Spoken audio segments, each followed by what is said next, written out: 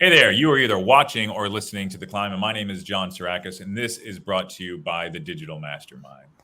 Today, I'd like to talk about soft skills. Granted, that's not with my guest that we interviewed on, but it's going to be today's monologue. And I think if you look at most of the people that are around you, whether they're your friends, family, employees, and the ones that you enjoy and respect being around the most, I would bet to wager that they have really good soft skills. These are the things like listening, communicating, being attentive, being responsive, and the list goes on and on. But the point I'm trying to make is this isn't something that we acknowledge enough about the people around us, and we're always trying to build teams and surround ourselves with people that have a specific skill set.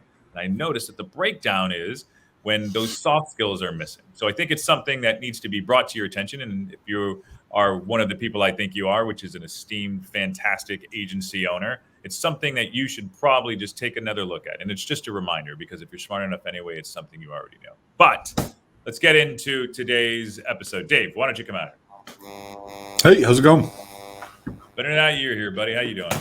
Doing well. All right. So today, in this episode, we interviewed Dan Englander. Dan Englander is one of those really sharp sales minds, right? He's been on the podcast before. He's one of our return people, so that means we really love him. But he's written a book, right? And this book is Relationships at Scale. I've read the book, and I think it's fantastic. And what I love is when somebody gives what like their secret sauce, right? This is exactly what I'm doing, and they're going to give it out to the world. And I think that's something that's wildly effective, not only in building authority in your space, but also attracting customers. The other thing to that, though, is that I think is important is that what we take on, because we read these books all the time and we get this information, but I think it's a real test of somebody's leadership to not take on the things that they're potentially going to suck at. Correct. Right? I mean, we talk about golden nuggets at every DMG conference, and I get some every year. But many times I've gone to the event and I've gotten 5, 6, 7. But if I try to implement all of those in a year, I'm going to lose my team, or my team's going to get frustrated with me, or EOS. We're talking about EOS right now. We're reading the book Traction to think about, is it going to be work for us? Well, for the long time, I've known about EOS, and I've adopted a few things of it, not the whole program. We're as a leadership team going through that right now to talk about a whole adoption. But I've always just said, look at things that work well and pick the things out that you like and go with that. You don't have to, do the whole framework. But there's some things where you do have to do the whole framework, right? Yeah. And granted, and we both treated it like a buffet, right? Even before we came together, I was just like, oh, I like this. I like that. Yeah. No, I'm gonna keep that back. But I think that's where some things aren't as successful as they could be, right? So let's just take the kind of fractional approach that everybody has right now. So I have a friend that's in the fractional space, and there's a point where as CFO, there's a point where you need the full-time person, right? Sure. You have to be really honest to be able to take that in. And I think it comes to outsourcing your services, right? So like the book that Dan puts together, you can try to do all those things on your own. And I know there's going to be a ton of people that do, but I think the best approach is to hire an implementer in a company to really try it out. Sure. You know what I mean? And granted, and here's the flip side to that. There's a lot of shitty companies that are doing it, and they're not doing it the right way. So you got to make sure that you're getting the right company, or you're just doing yourself a disservice and you're going to waste a ton of money. Hyper specialization has been the economy for a long time, and this is nothing new. And it should be treated the exact same way. That's why Oyob exists, right? I mean, we're a hyper specialized unit of somebody else's business. Yeah, and I think to that credit, how many things? What things have you tried to take on that you should have just hired somebody else to do? I did my first LLC filing by myself, and I have outsourced it ever since. Really? That's pretty simple. It's kind of a pain in the ass. Is it really? Go to Sunbiz if you're in Florida, sunbiz.org. Well, it's that, and then the IRS, and get your EIN number, and then it's just the steps. And I'm like, nah, somebody else is going to do that for me. from here on out. Yeah. All that can be done. I mean, granted, that's cool, and that's what it's about. The things I remember one time. Thanks for the judging. That's well. Here I'm gonna lend some perspective. There was I had a dryer break, right? And I was like, no, I'm gonna fix this on my own, dude. Like I completely took apart this dryer. I mean, in pieces. It was all over the house. I had a small house at the time. Like it was not even all over a living room. It was like in the kitchen. It was everywhere. It took about 2 months because some part was like either on back order or didn't exist at the time. They had to machine shop it. I don't even know, but I got the dryer fixed. And I was hanging my clothes to dry at the time. Like it was ridiculous. And at that point, I was like, all right, I am never, ever going to fix an appliance ever again. Now, granted, I mean, I saved maybe $400, $500. I don't know, because I think somebody would have just made me buy a new one. But I think it's one of those things that you really just have to, all right, what are the things that I'm best at? And at what point do you stop and say like, okay, this is somebody else's job? So what's crazy to me is the first, like when I first learned that most of the weight of a dryer is there's just a concrete cinder block inside. I don't remember the concrete cinder block. So these were stacked. So I don't know if that's a fact. No. Yeah. No, a regular dryer for it's there to weight it down to keep it from getting unbalanced. And then I don't know if you've ever seen a dryer that's kind of gone nuts, but hopping around. Yeah. I remember I was in this kid's house growing up, and it was like a trailer or something, modular home. And I was like, oh, there's an earthquake going on, dude. There's this dryer going off in the other room. It's pretty crazy. Yeah. But anyway, yeah, I think if you are going to read any book in the next 30 to 60 days, this is your book, because Dan Englander should have his out by then. It's called Relationships at Scale. And this is my conversation with Dan Englander. Please enjoy. Dan, thank you so much for joining us. John, thank you for having me on. Yeah, man. Great to see you again. All right. So I'd like to give our listeners a quick rundown of your climb, essentially, like how you got here. Granted, this is the second time you've been on. But yeah, if you could do that, much appreciated. Yeah, totally. So basically started in New York here in like about 2010 out of college, and landed in the agency dustbin back when you could just say that you do social media and big companies would throw money at you. And I was like an account coordinator type person, and then did that for a while, led new business for a number of years for a creative house and helped them grow. And I was in the classic like sales, client service, shuffle sort of thing. Quit around 2014. Self-published a business book, kind of did the whole Tim Ferriss travel Asia, try to be a entrepreneur type thing, and then pretty quickly started the company that I have now, which is called Sales Schema, and we basically do prospecting and lead generation for agencies and B2B service companies. And the way we do that is a little bit different, and there's a lot of things that we've learned throughout the years. So we spend all day trying to get meetings for our clients with very skeptical, hard to reach people. If that makes sense. Perfect. Love it. Love how succinct it was too, man. I could send that over as a lesson to some of our other fantastic guests. So how is, I guess real quick before we jump into some things, like how is your business based on what's going on in the agency landscape now? Yeah, I mean, I think the main thing that's going on, is just sort of an acceleration of stuff that's been in motion, right? And that's that it's not the agency, as a service model is well understood at this point, and there is more competition than ever because, it's a business that essentially you can start from a laptop and an internet connection. And I'm not saying that makes it easy or something, but there's lots of direct and indirect competition. So, and with that, and a lot of the reason for that is because of this move towards specialization that happens with the internet. And the internet's this giant contraption that we're just starting to figure out how to use, and that's accelerated with the world going more digital with COVID and so on and so forth, and all that stuff that we've heard a lot about. So that doesn't make it a bad business, but it does affect how you have to communicate with your clients. And our experience, anyway, in our philosophy that is informed by that, is that the scarce resource is no longer features or benefits or case studies. And I'm not saying that stuff is useless, but really the scarce resource is trust. So then the question we have to answer is, what's the best way to build that trust? And specifically for us or any salesperson, it's how do you build that trust at the very beginning, and in order to get that door open, which is the sort of thing we're focusing on. That is super intriguing. And trust, I couldn't agree with more. That's always the barrier for somebody purchasing something. Trust is whether it's going to work, whether you're going to do what it is that you said you're going to do, whether they're trusting themselves to feel a certain way after they buy it.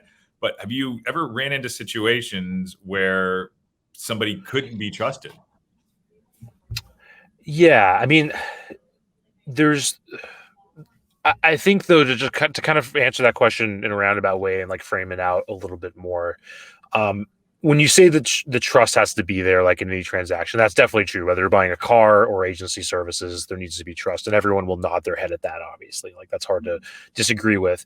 I think the thing to differentiate is the degree, based on the life cycle of the market of the product or service that you're selling, right? So if you're selling a brand new crypto AI piece of technology, obviously you need trust as well.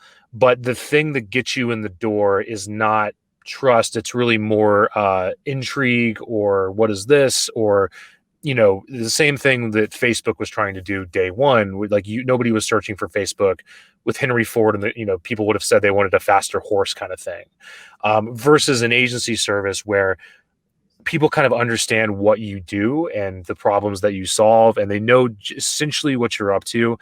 And all the case studies in the world aren't going to make the case for investing time and de-risking a conversation with you.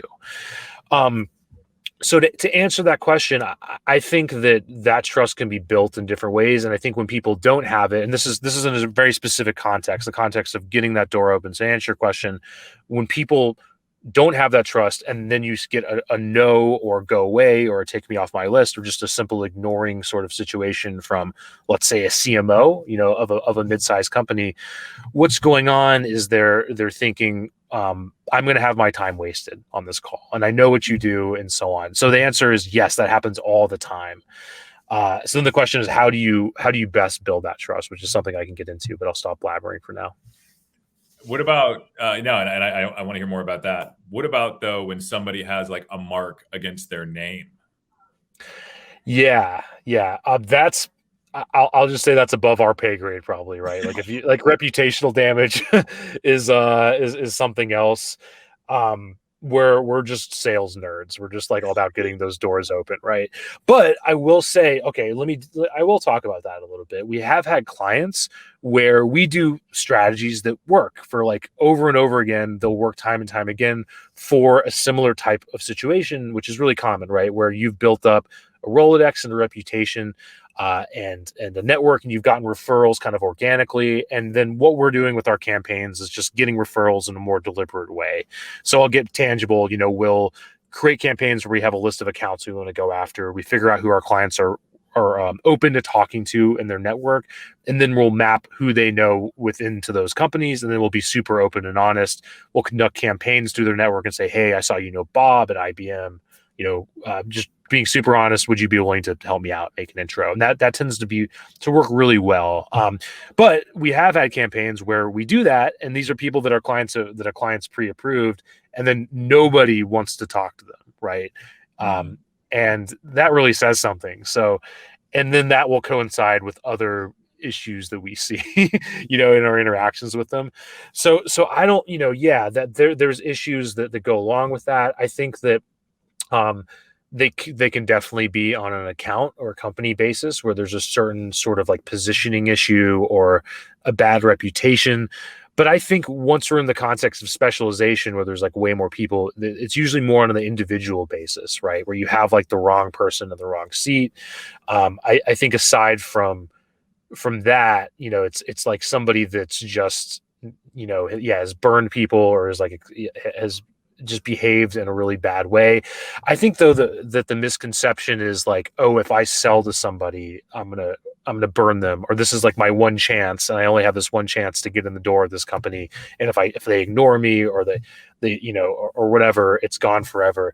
I think the bigger problem is like is more about lack of transparency of what you're trying to do and what you want.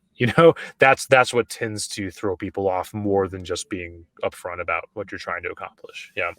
Yeah And I remember someone I know used to say this phrase all the time. He would say, a bad reputation is better than no reputation, right? And then he gets hit with this horrible lawsuit. Yeah, that's one of those things where it's the same thing as what is it? Bad press is better than no press, and I'm like, I don't know, maybe Had it all. not for your average person. Maybe if you're like, if you're like, who's the guy in San Simeon, William Randolph Hearst or whatever, and you have this like massive defense infrastructure and like you need to stay in the news because your empire's dependent on that. But if you're like an everyday entrepreneur trying to scrape by, I'm not sure how like lawsuits and bad press helps you. I don't know. Yeah, man. It just now, granted, I think organically you're going to piss off people as it is. There's just misunderstandings, right? So I think we should endeavor to do whatever we can to protect your reputation and make sure that you're doing everything right, which leads into the trust part, which makes our jobs easier to market and help people sell whatever it is that they're doing. Yeah. With that said, what is the biggest challenge you're going through right now, or that you've overcome?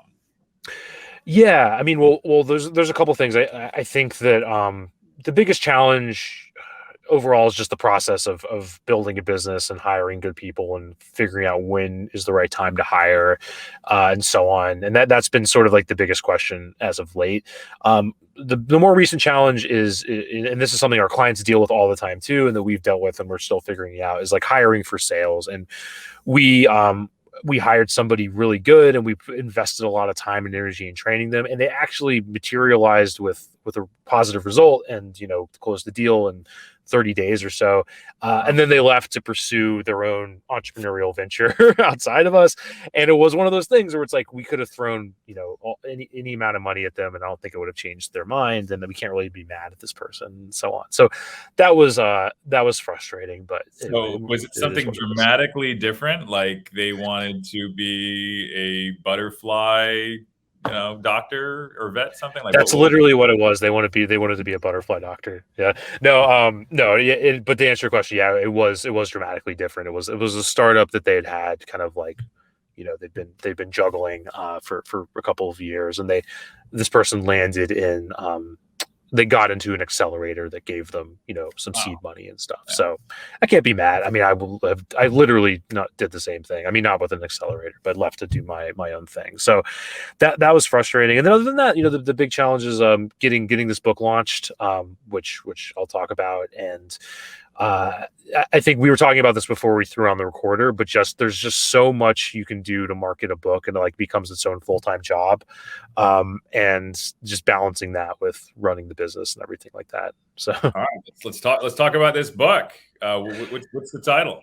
Yeah, I like how I subtly just steered the conversation into me selling stuff. But anyway, the title is Relationship Sales at Scale: How to Find Your Virtual Tribe and Reliably Grow Your Professional Service Business. So I like to think of this book as, let me frame it out a little bit. For years, like when we get on calls with agencies, they would say our best source of business is referrals and our personal network, over and over again. And I think in the early days, we were part of this kind of like drumbeat, and maybe we still are a little bit, of like, referrals are not sustainable. If you just rely on referrals, you're going to collapse and blah, blah, blah. And that's not completely untrue, but it's more complicated than that. And I think that what we've seen is that the way to, you have to have some sort of new business channel that goes outside of just these sporadic like referrals that come your way. At the same time, the trust that you get from your circles of influence, let's say, which is something I talk about a lot in the book, is a way better starting place and a way better way in than trying to just like do cold outreach, right? And trying to get people on the phone by throwing case studies and funnels and more materials at them for the reasons that we talked about earlier. The idea that for agency services, markets are more skeptical.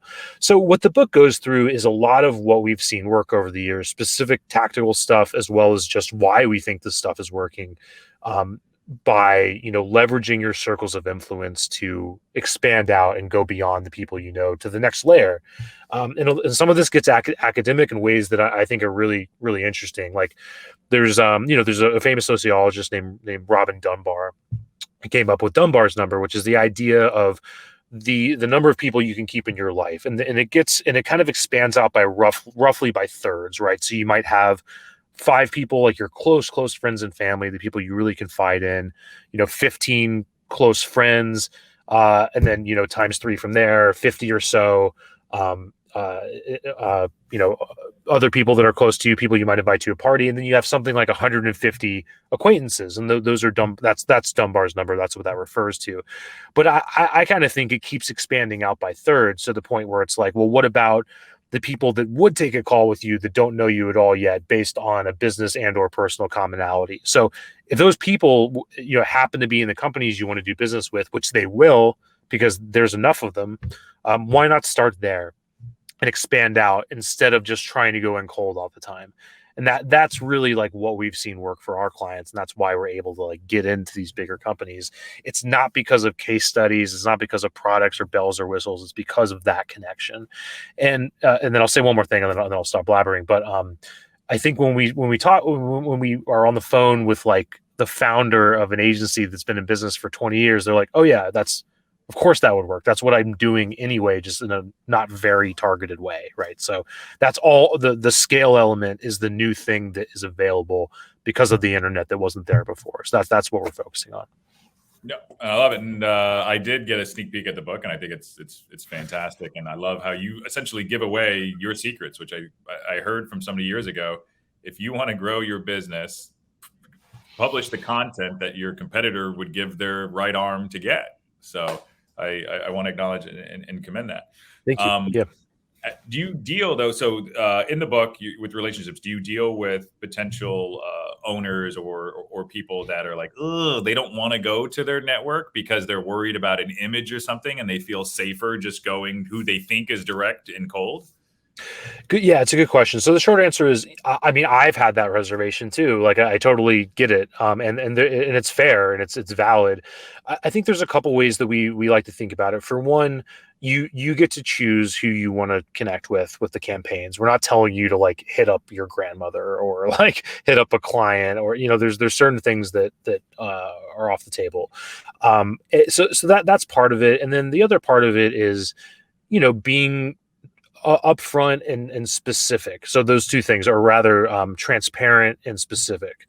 Those two things together make this work. So first, the transparent, you're saying, I'm working on some business development initiatives. I'm working on sales. Like I'm looking to meet these specific sorts of people. That's the first part. And then the second part is being specific. And that really means that you let people know who you want to meet specifically. Hey, I saw you're connected to this person.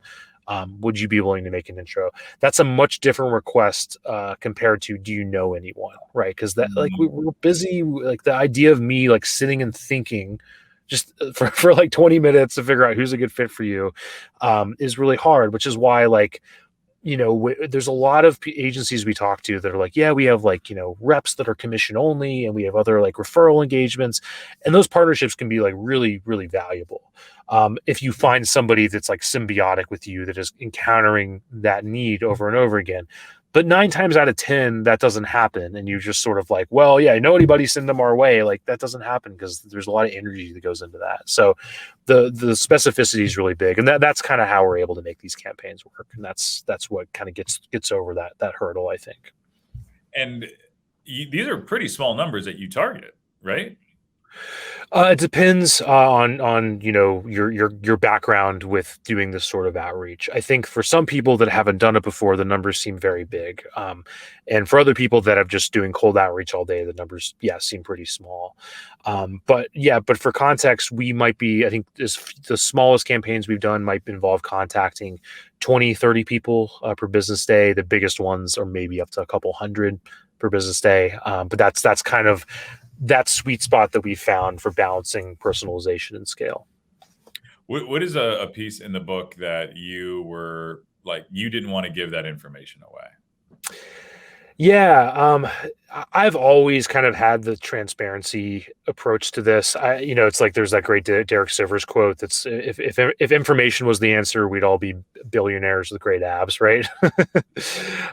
So I've never been super worried about that. I'm like, anybody that wants to just run this and do it on their own, like if you have sales resources and you want to do this on your own, like you're not going to be the best client for us anyway. So that's the first thought on this. But that said, I don't think, if anything, the stuff that gives me more reservation is the more academic side of this, which I think is really important, so people understand why certain things work. And that's the stuff that kind of like gets my juices flowing. But that's also the thing where like I know what I was like when I'm new to an area of like sales or marketing. I'm like, just give me the tactic and let me run, right? So that's, if anything, I have more reservations about that stuff. Yeah. And then with this is in a sense, it's something that's always been there, but some people may argue that it's a new tactic, right? Take inbound marketing, right? It came from a company that was a super effective outbound marketer, but we don't need to go there. But inbound marketing is kind of died, right? Where somebody's going to give their email address to get something, right? And granted, other parts still exist. Do you see this as having, is this like potentially a fad where people are just going to be like, oh, I'm not falling for that? It's a really good question. Certainly there are tactics that will have to change, but I think the idea of using the trust that we have through tribes and relationships is timeless and isn't going anywhere. And then moreover, to kind of harp on inbound a little bit. First of all, I'm not making any argument that this is dead. We do inbound marketing, and I think there's a lot that you can accomplish with that. In building funnels that work and so on. Our clients obviously do that for people. So I'm not saying like anything doesn't work, but I think what we've seen happen is that like all of inbound marketing and social media, let's say, has to be intermediated through other companies, right? You have to go through a Facebook or a LinkedIn or an Instagram or Google to rank, or Google for ads. And there was a time where that seemed like the only game in town. But I think what we've seen happen is that the platform risk long term is exceeding the benefit, right? And that platform risk can play out different ways. Like we've seen people rank and then your site gets torched because Google changes an algorithm. We've seen situations where the click auctions get too expensive. I've seen this happen in my own travels, where a business is completely reliant on ads, and then other people flow into the market because it's a good business and then becomes too expensive. Facebook, lost a lot of footing with iOS 14. Maybe that was justifiable. Like over and over again, these disruptions are happening faster. So if you're trying to answer the question, like what's going to be useful or healthy for my business as a new business channel 10 years from now, I don't know that you can rely on a different company to float your business. Email, on the other hand, and phone, and these areas that allow you to reach out to people directly are protocols. Nobody owns them. Your list is the same way. Your newsletter. Yes, they can be affected by email clients like Google or Outlook, but overall, they can only be affected so much because they're predicated on the idea that we have to be able to reach out to people we don't know. So if you're trying to answer the question, like what's going to be ROI positive in 10 years, my money is on outreach, is on being able to contact people directly, and maybe the blockchain is going to affect that in some way, maybe not. I don't know, but that's where my head goes. So, and so there's that one element. The other element is this sort of ad nauseum thing we've heard, which is like decision makers want to read 500 articles before they ever agree to a sales conversation. I call BS. Like, I think that they want to do more research than they might have 20 years ago because they can. But I also think they're sick of wading through articles about stuff. Again, I want to just put the grain of salt there. Like I'm an outbound guy, and also there obviously is a lot that you can accomplish with content. So I'm not taking anything away from anybody, but I'm just saying, like, if you've got limited hours in a day and your market is limited in size and you're going after a big deal, what's going to be the most bang for your buck in terms of strategy? My whole thing is like, well, build the relationships with the people in your market by hook or by crook. So that's kind of why, we think outbound's so useful. Yeah. And I'd like to touch on that because there are pieces of inbound that still work. I think everybody should still seek to become an authority, right? They should. We're doing a podcast right now, right? Like, exactly. Yeah. They should still post the content. Yeah. But the agency playbook that all these people have been following since 2014, 2015, that is dead, right? So you can't just publish shitty content and expect to get a result. I don't know.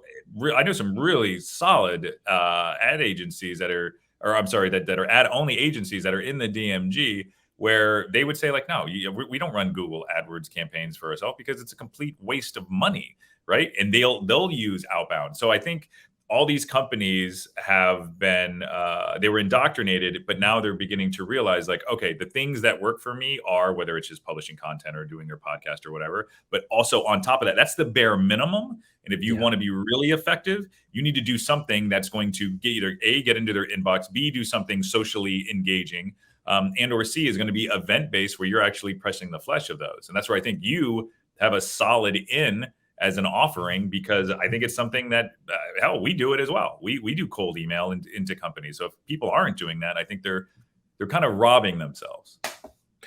Yeah, exactly. And then the question becomes like, how do you best do that? And our whole thinking is like, a lot of the times, I think people are don't really get that this is a different medium than the inbound marketing side of it, and the way you have to communicate with people is different. And a lot of the times, there's a lot more subtlety that goes into it, and also the trust element's big, right? So the things I was talking about, you being able to use relationships and so on to get into these companies. So I think for the inbound side, and I think that others in the content space would agree, it's really about like, if you're doing inbound, like you have like one big project that is like building steam with a grain of salt and is meant to like, as opposed to just trying to be everywhere. Yeah.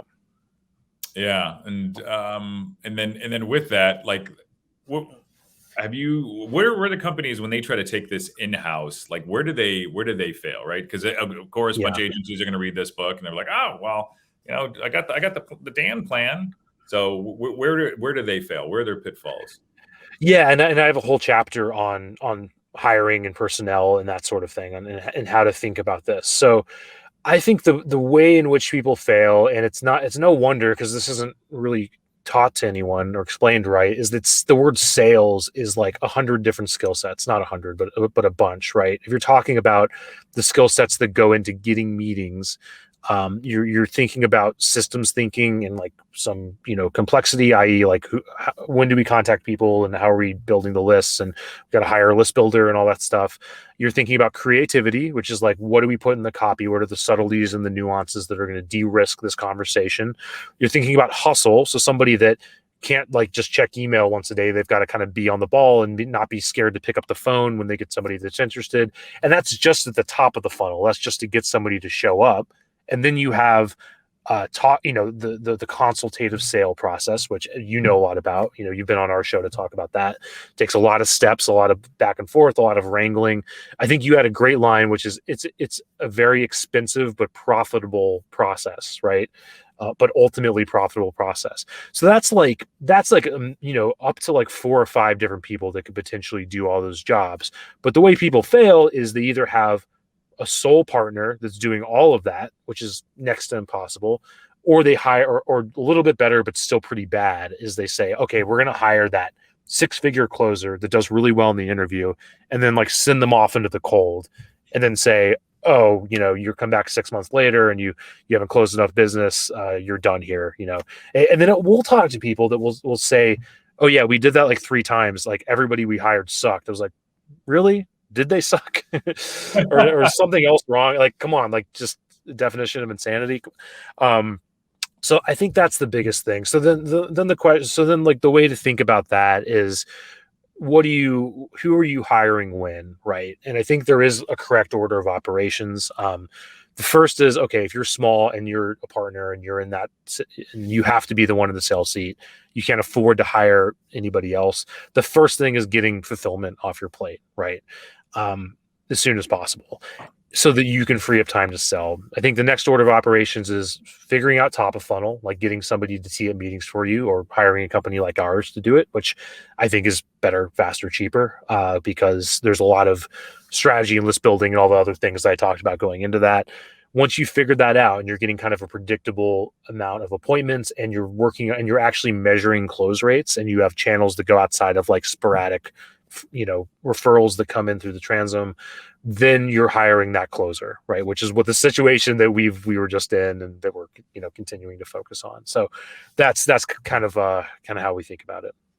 So let's say, and to that point, agencies, taking it in-house, I would assume it probably would take them 2 to 3 months to figure it out, right? If they pulled somebody in-house and they're trying to DIY this, and then who knows how results and learning curve and whatnot take. And that's from my own personal experience, by the way. So yeah, and maybe there's people that are a bit smarter, and this is going years back in doing this.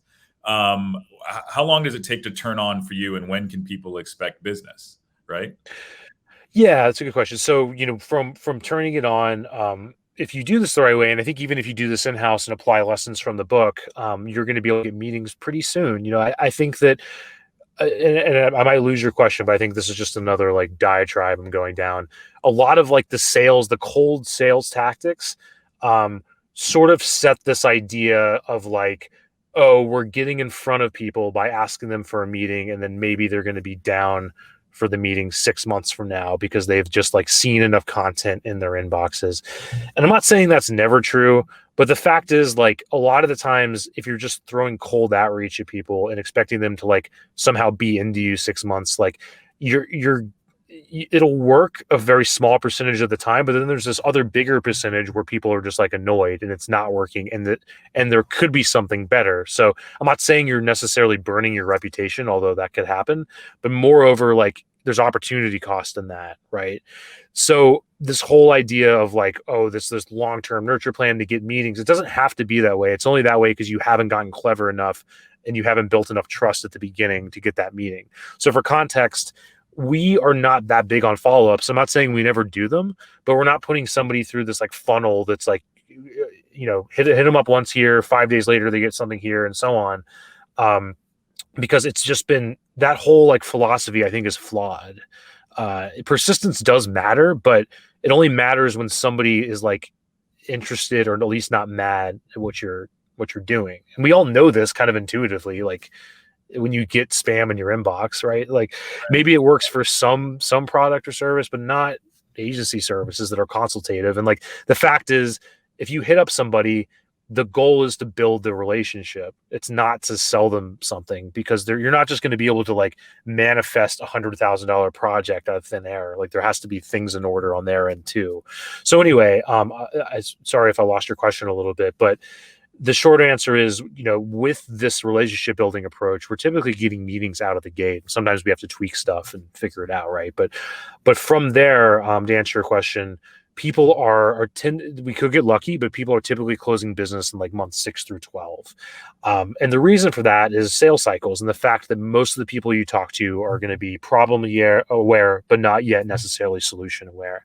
And that's, an expectation we set, is that we're not a silver bullet. We're getting that door open. It's going to take following up with people, re-engaging them.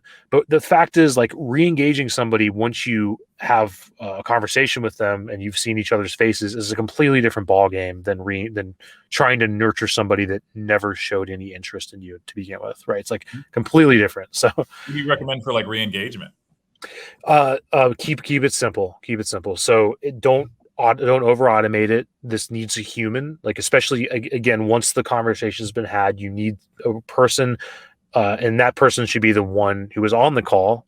And if you switch up people, there needs to be like an introduction to the new person, like, hey, Mary's leaving us and Tim's taking over, which is actually a really good way to reconnect. That's an aside. But basically, like, a filter in your CRM that shows you everyone that you haven't contacted in 30 days. You have a session maybe like once a week where you're like, this is my 1 to 2 hour block of time, and I'm going to look at everybody I haven't contacted in 30 days, and then I'm going to re-engage them. Once you get good at that process, you might be able to do some batching, right? You might be able to pick like 20 people on the list and then send a similar email to all of them. Good ways to re-engage. Hey, we've done some new shit that's really cool, and I think it's relevant to you. Hey, I'm curious, which direction did you go in when it came to XYZ? And then there's all sorts of other ideas. We have a new hire on our end that I think that has a lot of similar background to you. I wanted to introduce you to them. New stuff is cool. Referencing things that you talked about. Hey, I saw that you guys, we're going to do this thing. How did it go? That's all. That stuff works really well because it's all very relevant and timely and human. And it's also just a completely different situation than if you're trying to do that cold. But yet those things are treated the same way by so many sales tactics. So that's kind of how we think about it. And then what about CRMs? Like what is your favorite and most hated CRMs? Yeah, I wish I was more of like a nerd or had a stronger opinion about this stuff because I think it plays well because like it's fun to play with CRMs and so on. But I really like we've had clients that use a spreadsheet, but they're really on the ball and have great sales skills, and they do better than people with that have less discipline but great CRMs. So it's kind of like use what works for you ultimately. That said, to nerd out a little bit. This is a little bit atypical. I think most people are on like a HubSpot or a Pipedrive or something. We've always used Streak. I like Streak because it lives within Gmail, and I've just found that like so much of the stuff that gets messy is about transferring data from one place to another, and email is like really kind of the nerve center if we're being honest with ourselves. Like LinkedIn is great. There's a lot of problems with it because they want to keep everything they do siloed. So like you really have to work hard to get data from LinkedIn to other places anyway. So there's not really a good way around that problem. But Streak is good because it lives within Gmail. So it's like the data and the correspondence you have is all going to the right place, and we like it. And it's also just a spreadsheet, basically a fancy spreadsheet. So that said, use what works for you. I wouldn't like be transferring to new systems. If you're going, with like really fancy marketing automation, just make sure that you're already like investing in ads and you have people to work that process and stuff. Otherwise, like it's just going to collect dust and you're going to spend a lot of money and time. Yeah, I've met some rock solid biz dev guys in this industry and as well as others, and have just used a spreadsheet, man. It's super impressive because at the end of the day, if it's got what you need, it works. And automation, I think, is kind of what you're talking about. I mean, the personalization part, it can peel away from that. And I've had some horrible mistakes come when people are automating something and it comes to me. I'm like, damn, that's not even intended for me. That's just as of we. And it's the worst scenario. I mean, not in a while, but I think like years ago, we would have situations where it's like, we're negotiating with a client or we're at the final stages, and then they get some errant automation, and it's like, it's one thing if you don't do anything related to that, but if you're in our business, it's like, dude, you're not supposed to. So we've been there. All right. So couple final questions. I know we kind of stepped over the trust the other day. What are your top tips that somebody can build trust with a potential client today? Yeah, it's a really good question. I think that keeping it simple and thinking about the stuff that's like human and compelling and isn't going anywhere, right? So you don't have to create a really crazy campaign. I mean, the book talks about probably like a good dozen or so tangible campaigns you can run with. A really simple one that works well, and it might not work as well where I am in New York or in LA, but just people in your backyard, right? Where it's like, I think a lot of the times companies are thinking about, who's like the perfect vertical that matches with our case studies and this, that, and the third. I'm not saying not to do that, but I think a better one is like, okay, what's roughly in our area what's the sort of company we can help that is in our city or in our town, and starting there. And that's going to be way more compelling. And even if like not everybody wants to talk to you, much higher percentage will, but almost everybody you send that to is not going to be mad at you. They're like, oh, you're in St. Pete as well. Great. Let's talk. So if you haven't done that yet, that's one thing you can run with right away. Yeah. I love it. I think that's a great tip. And is there anything else that we didn't talk about today that the world should know? Oh man, it's a big question. Yeah, I mean, I'm trying to think of like the best thing as it relates to this conversation and everything like that. I think the biggest one is like to not get too bogged down with any given tactic. I think really like if I look at the stuff that the biggest companies on earth do and the smallest, it's really just hiring above all else. Whether it's an outside company like ours or somebody in-house. So that's when to hire, who to hire, how to hire is like really that I can't see when that's going to get old in our business, and where that's going to be below my pay grade. So that's anyway. I don't want to like say anything, that sounds basic and patronizing, but that's kind of where my head goes. Yeah. So it reminds me of a quote that that Patton said. It's a good plan violently executed now is better than the perfect plan executed a week later. Yeah, there's definitely something to that. Yeah, if anything, I think for me personally, I'm a little bit too much of like a fast start kind of person, where I'll start reading a business book and like I have to just make myself like lock myself in a room and not start doing stuff, right? So uh, so yeah, I think other people have the opposite problem where they have to get like all their ducks in a row for months and then nothing happens. So like, yeah, the balance is tough. The first 5 years of my agency was run like that. And I remember I had this business coach and he said, look, he's like, do you know what a leader is? I was like, yeah. And I go, whatever things I was saying. He's like, no, man, it's somebody that people follow. So if you're running so fast over that side of the mountain and they can't see you, you no longer have followers. I was like, that's really good. Yeah, that's a good line. Yeah. So it's just something that put it in perspective. I was like, all right, because I would totally do the exact same thing. Yeah. In any event, Dan, it's such a pleasure to have you on. How can people get this book? How can people get a hold of you to hire you?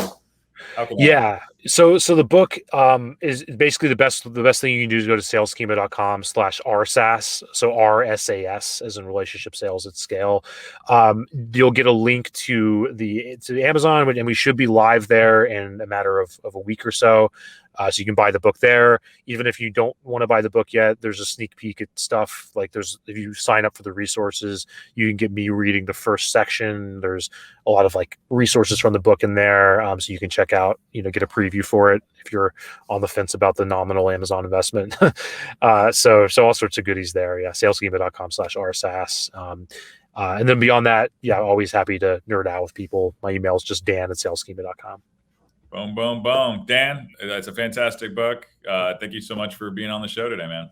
John, thank you so much. Always a pleasure. Hope you enjoyed our episode. Please subscribe and review wherever you can. And if you would like to join the Digital Mastermind, go ahead and shoot me an email at jon@digitalmastermind.com or visit us at digitalmastermind.com. We'll see you next time. Thanks. Bye now.